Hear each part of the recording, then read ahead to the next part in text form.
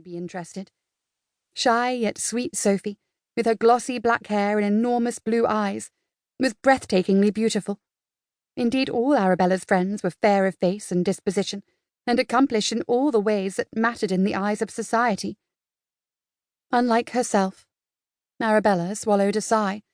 Not only was she a Scottish orphan with dubious parentage and unnatural blue-stocking tendencies, at least according to her Aunt Flora, she possessed a gap-toothed smile, and was so long-sighted she had to wear glasses most of the time.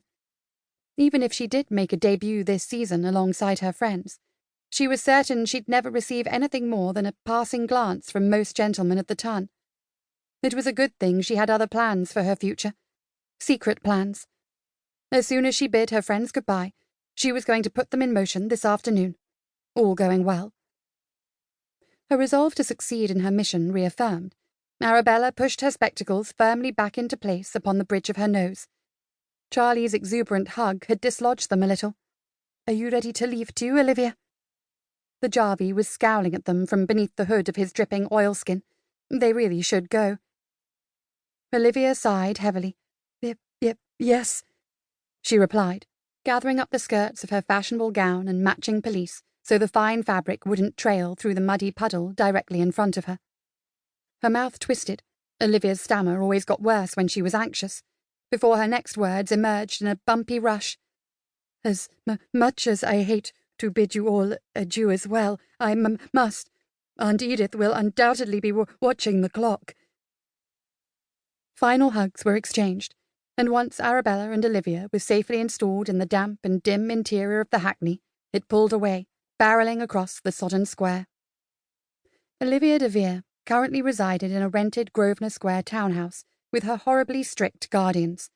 Even though her home was only a relatively short distance from Berkeley Square, Arabella had made arrangements to share a hack with her friend, not only to avoid a soaking in the rain, but also to help Olivia escape her gilded cage for the outing to Gunter's. A wee bit of subterfuge had been involved. Olivia's termagant of an aunt believed Arabella's Aunt Flora had accompanied them on their excursion, which wasn't the case at all. Even though Gunter's was a respectable establishment, there would be hell to pay if Olivia's aunt learned her niece had visited the tea shop without a suitable chaperone.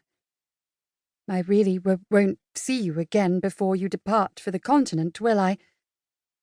The expression in Olivia's dark brown eyes was so forlorn, Arabella's heart cramped with sadness.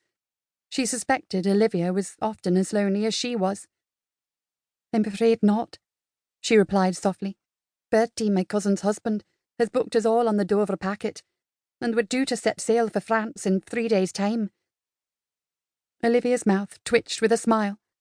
"I'm rather tempted to stow myself away in your trunk. I won't take up much room." Arabella laughed, pleased to see her friend's spirits returning. "Believe me, I would take you if I could. Aunt Flora and my cousin Lilias are sure to be exacting in the extreme during the journey. Your company would be most welcome." Olivia reached out and squeezed her hand. Despite the sheeting rain and the traffic snarls, they were fast approaching Grosvenor Square.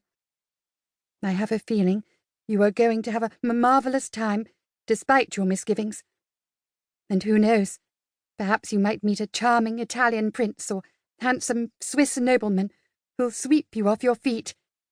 Olivia's eyes glowed. "Just imagine it." Arabella very much doubted that would be the case, and unlike Olivia, Charlie, and Sophie, she didn't possess a romantic bone in her body. Love matches weren't for plain, practical women like her. However, she dredged up a smile in an effort to appear light-hearted. "Well, unless his name is on the list of eligible gentlemen we just devised at Gunter's, I don't see how I can seriously consider his suit." She lowered her voice, even though no one else was in earshot and rain was drumming on the roof of the hackney. "I mean, with no one of our acquaintance to vouch for him. What if he's really a dastardly rogue with a skeleton or two in the closet, literally, like a murdered first wife? Or, as Charlie mentioned earlier today, what if he's afflicted with the pox?" Olivia giggled and gave a theatrical shudder. "Perish the thought. At least your broodingly handsome neighbour Lord Sleet is on the list."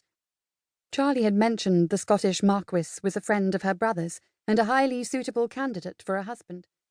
Even